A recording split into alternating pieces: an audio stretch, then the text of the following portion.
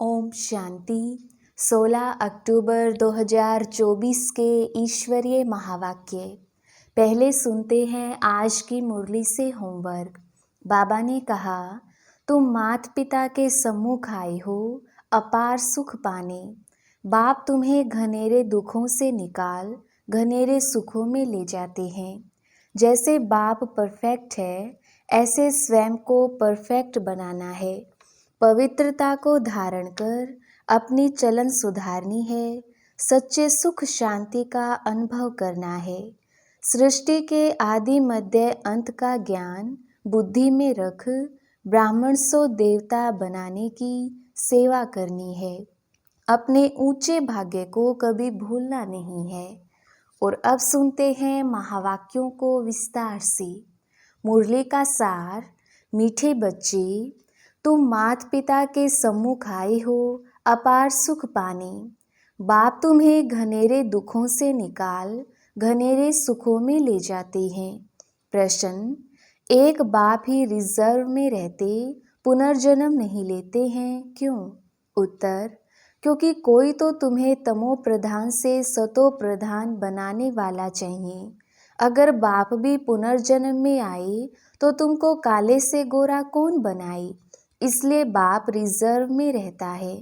दूसरा प्रश्न, देवताएं सदा सुखी क्यों हैं? उत्तर, क्योंकि पवित्र हैं। पवित्रता के कारण उनकी चलन सुधरी हुई है। जहाँ पवित्रता है वहाँ सुख शांति है। मुख्य है पवित्रता। ओम शांति।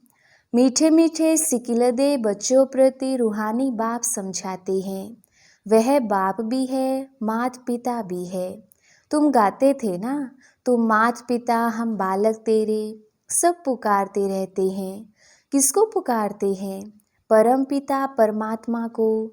बाकी उनको समझ में नहीं आता कि उनकी कृपा से सुख घनेरे कौन से और कब मिले। सुख घनेरे किसको कहा जाता है वह भी नहीं समझते। अभी तुम यहाँ सामने बैठे हो, जानते हो यहाँ कितने दुख घनेरे हैं।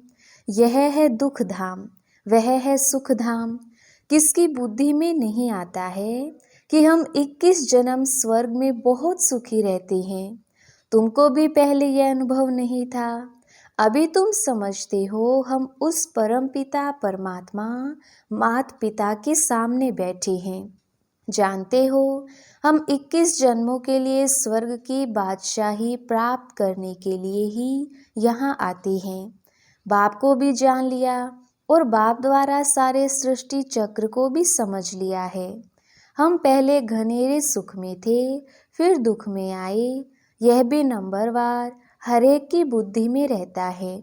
स्टूडेंट को तो सदैव याद रहना चाहिए, परंतु बाबा देखते हैं घड़ी घड़ी भूल जाते हैं, इसलिए फिर मुरझा जाते हैं। छुई मुई अवस्था हो जाती है, माया वार कर लेती है। वह जो खुशी होनी चाहिए वह नहीं रहती। नंबरवार पद तो है ना, स्वर्ग में तो जाते हैं, परंतु वहाँ भी राजा से लेकर रंक तक रहते हैं ना। वह गरीब प्रजा, वह साहूकार। स्वर्ग में भी ऐसे है तो नर्क में भी ऐसे है, ऊंच और नीच।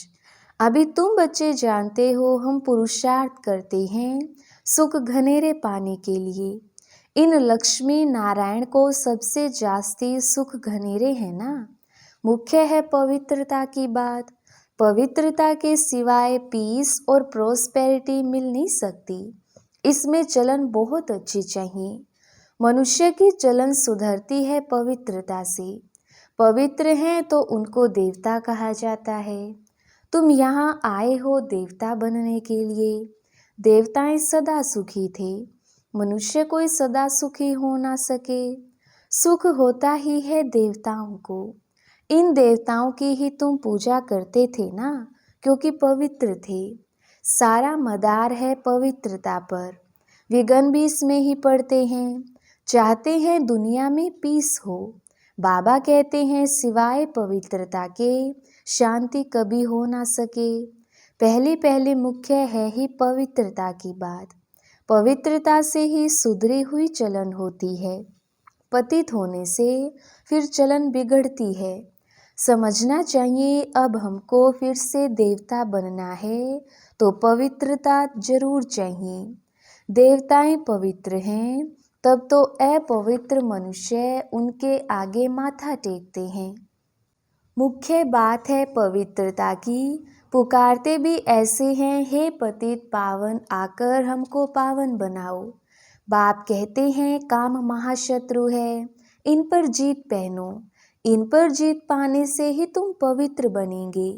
तुम जब पवित्र सतो प्रधान थे तो शांति थी, सुख भी था। तुम बच्चों को अब याद आई है, कल की तो बात है।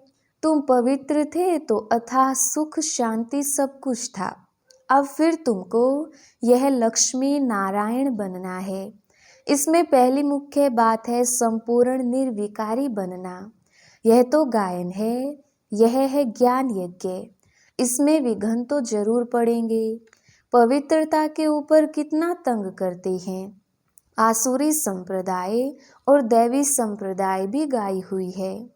तुम्हारी बुद्धि में है सतयुग में यह देवता थे। भल सूरत तो मनुष्यों की है, परंतु उन्हों को देवता कहा जाता है। वहाँ है संपूर्ण सतो प्रधान। कोई भी खामी वहाँ होती नहीं, हर चीज़ परफेक्ट होती है। बाप परफेक्ट है तो बच्चों को भी परफेक्ट बनाते हैं। योग बल से तुम कितने पवित्र ब्यूटीफुल बनते हो। यह मुसाफिर तो एवर गोरा है जो तुमको सांवरे से आकर गोरा बनाते हैं।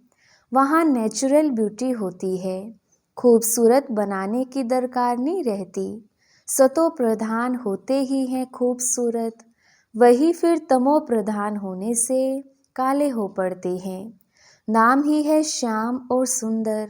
श्री कृष्ण को श्याम और सुंदर क्यों कहते हैं, इसका अर्थ भी कभी कोई बता ना सके सिवाय बाप के। भगवान बाप जो बातें सुनाते हैं वह और कोई मनुष्य सुना नहीं सकेंगे। चित्रों में स्वदर्शन चक्र देवताओं को दे दिया है।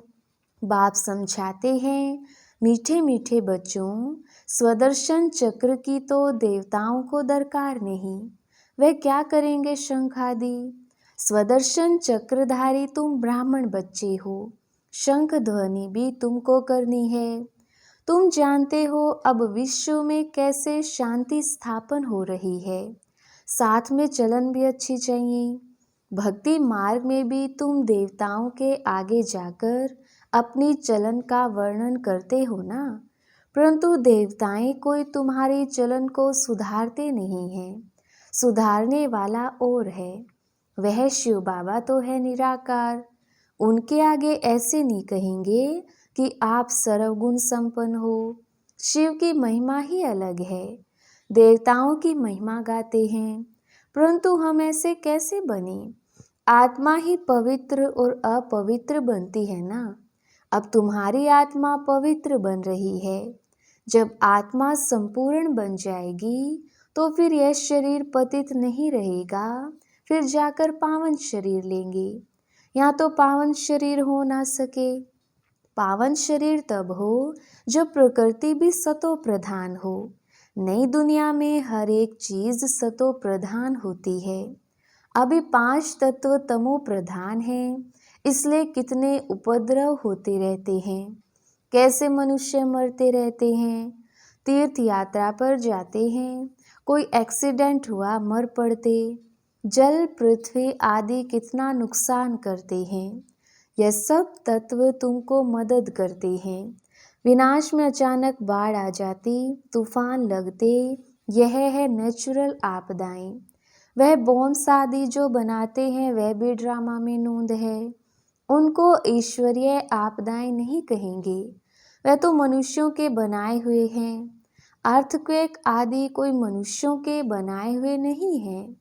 यह आपदाएं सब आपस में मिलती हैं, पृथ्वी से हल्काई होती है। तुम जानते हो कैसे बाबा हमको एकदम हल्का बनाकर साथ ले जाते हैं नई दुनिया में। माथा हल्का होने से फिर चुस्त हो जाते हैं ना। तुमको बाबा बिल्कुल हल्का कर देते हैं, सब दुख दूर हो जाते हैं। अभी तुम सबका माथा बहुत भारी है, फिर सब हल्के शांत सुखी हो जाएंगे। जो जिस धर्म वाले हैं सबको खुशी होनी चाहिए। बाबा आया हुआ है सबकी सद्गति करने। जब पूरी स्थापना हो जाती है तब फिर सब धर्म विनाश हो जाते हैं। आगे तुम्हारी बुद्धि में यह ख्याल भी नहीं था, अभी समझते हो। गायन भी है ब्रह्मा द्वारा स्थापना, बाकी अनेक धर्म सब विनाश। यह कर्तव्य एक बाप ही करते हैं, दूसरा कोई कर ना सके सिवाय एक शिव बाबा के। ऐसा अलौकिक जन्म और अलौकिक कर्तव्य किसका हो ना सके। बाप है ऊंचते ऊंच तो उनका कर्तव्य भी बहुत ऊंच है। करण करावन हार है ना। तुम नॉलेज सुनाते हो, बाप आया हुआ है इस सृष्टि से पाप आत्माओं का बोझ उतारने के लिए। यह तो गायन भी है ना। बाप आते हैं एक धर्म की स्थापना और अनेक धर्मों का विनाश करने। तुमको अब कितना ऊंच महात्मा बना रही है। महात्मा देवता बिगर कोई होता नहीं।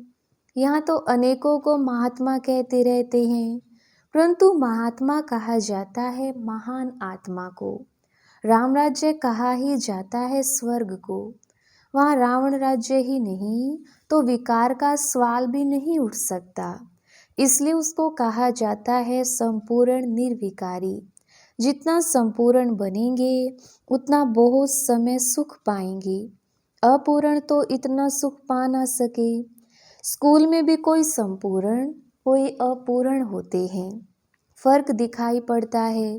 डॉक्टर माना डॉक्टर, परंतु कोई की पगार बहुत कम कोई की बहुत जास्ती। वैसे ही देवताएं तो देवताएं होते हैं, परंतु मर्तबे का फर्क कितना पड़ जाता है। बाप आकर तुमको ऊंच पढ़ाई पढ़ाते हैं। श्री कृष्ण को कहते हैं श्याम सुंदर, सांवरा कृष्ण भी दिखाते हैं। श्री कृष्ण सांवरा थोड़ी होता है, नाम रूप तो बदल जाता है ना, सो भी आत्मा सांवरी बनती है।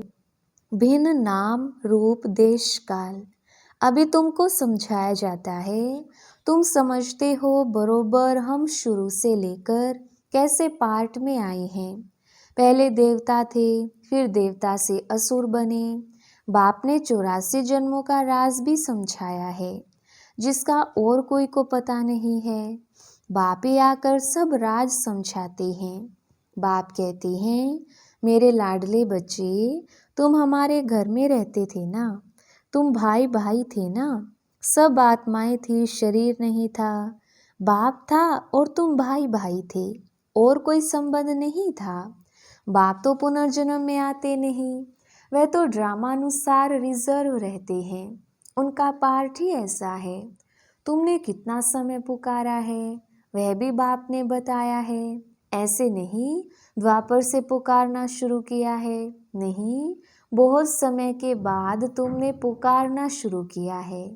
तुमको तो बाप सुखी बनाते हैं, अर्थात सुख का वर्षा बाप दे रहे हैं। तुम भी कहते हो बाबा हम आपके पास कल्प कल्प अनेक बार आए हैं। यह चक्र चलता ही रहता है। हर 5000 वर्ष के बाद बाबा आपसे मिलते हैं और यह वर्षा पाते हैं। जो भी सब देहधारी हैं सब स्टूडेंट हैं, पढ़ाने वाला है विदेही। यह उनकी देह नहीं है, खुद विदेही है, यहाँ आकर देह धारण करते हैं। देह बिगर बच्चों को पढ़ावे कैसे। सभी रूहों का वह बाप है। भक्ति मार्ग में सब उनको पुकारते हैं। बरोबर रुद्र माला सिमरते हैं। ऊपर में है फूल और युगल मेरू, वह तो एक जैसे ही हैं। फूल को क्यों नमस्कार करते हैं, यह भी अभी तुमको पता पड़ा है कि माला किसकी फेरते हैं। देवताओं की माला फेरते हैं या तुम्हारी फेरते हैं। माला देवताओं की है या तुम्हारी, देवताओं की नहीं कहेंगे। यह ब्राह्मण ही हैं जिनको बाप बैठ पढ़ाते हैं। ब्राह्मण से फिर तुम देवता बन जाते हो। अभी पढ़ते हो, फिर वहाँ जाकर देवता पद पाते हो। माला तुम ब्राह्मणों की है, जो तुम बाप द्वारा पढ़कर मेहनत कर फिर देवता बन जाते हो। बलिहारी पढ़ाने वाले की। बाप ने बच्चों की कितनी सेवा की है, वहाँ तो कोई बाप को याद भी नहीं करते हैं। भक्ति मार्ग में तुम माला फेरते थे, अभी वह फूल आकर तुमको भी फूल बनाते हैं, अर्थात अपनी माला का दाना बनाते हैं। तुम गुलगुल बनते हो ना, आत्मा का ज्ञान भी अभी तुमको मिलता है। सारी सृष्टि के आदि मध्य अंत का ज्ञान तुम्हारी बुद्धि में है, तुम्हारी ही महिमा है। तुम ब्राह्मण बैठ आप समान ब्राह्मण बनाकर फिर स्वर्गवासी देवी देवता बनाते हो। देवताएं स्वर्ग में रहते हैं। तुम जब देवता बन जाते हो, वहाँ तुमको पास्ट प्रेजेंट फ्यूचर की नॉलेज नहीं होगी। अभी तुम ब्राह्मण बच्चों को ही पास्ट प्रेजेंट फ्यूचर का ज्ञान मिलता है, और कोई को भी ज्ञान नहीं मिलता। तुम बहुत बहुत भाग्यशाली हो, परंतु माया फिर भुला देती है। तुमको कोई ये बाबा नहीं पढ़ाते हैं, यह तो मनुष्य हैं, यह भी पढ़ रहे हैं। यह तो सबसे लास्ट में था। सबसे नंबर 1 पतित वही फिर नंबर 1 पावन बनते हैं। कितना सुखी होते हैं। एम ऑब्जेक्ट सामने खड़ी है, बाप तुमको कितना ऊंच बनाते हैं। आयुष्मान भव, पुत्रवान भव। यह भी ड्रामा में नूंद है। बाप कहते हैं, मैं अगर आशीर्वाद दूं फिर तो सबको देता रहूं। मैं तो तुम बच्चों को पढ़ाने आता हूँ, पढ़ाई से ही तुम्हें सब आशीर्वादें मिल जाती हैं। अच्छा, मीठे मीठे सिकिलदे बच्चों प्रति माता पिता बाप दादा का याद प्यार और गुड मॉर्निंग। रूहानी बाप की रूहानी बच्चों को नमस्ते। हम रूहानी बच्चों की रूहानी बाप दादा को याद प्यार गुड मॉर्निंग और नमस्ते जी। धारणा के लिए मुख्य सार। पहला पॉइंट, जैसे बाप परफेक्ट है, ऐसे स्वयं को परफेक्ट बनाना है। पवित्रता को धारण कर अपनी चलन सुधारनी है। सच्चे सुख शांति का अनुभव करना है। दूसरा पॉइंट, सृष्टि के आदि मध्य अंत का ज्ञान बुद्धि में रख ब्राह्मण सो देवता बनाने की सेवा करनी है। अपने ऊंचे भाग्य को कभी भूलना नहीं है। वरदान, धारणा स्वरूप द्वारा सेवा करके खुशी का प्रत्यक्ष फल प्राप्त करने वाले सच्चे सेवाधारी भव। विस्तार, सेवा का उमंग रखना बहुत अच्छा है, लेकिन यदि सर्कमस्टांस अनुसार सेवा का चांस आपको नहीं मिलता है तो अपनी अवस्था गिरावट व हलचल में ना आए। अगर ज्ञान सुनाने का चांस नहीं मिलता है, लेकिन आप अपनी धारणा स्वरूप का प्रभाव डालते हो, तो सेवा की मार्क्स जमा हो जाती है। धारणा स्वरूप बच्चे ही सच्चे सेवाधारी हैं। उन्हें सर्व की दुआएं और सेवा के रिटर्न में प्रत्यक्ष फल खुशी की अनुभूति होती है। स्लोगन, सच्चे दिल से दाता विधाता वरदाता को राजी कर लो तो रूहानी मौज में रहेंगे। अच्छा, ओम शांति।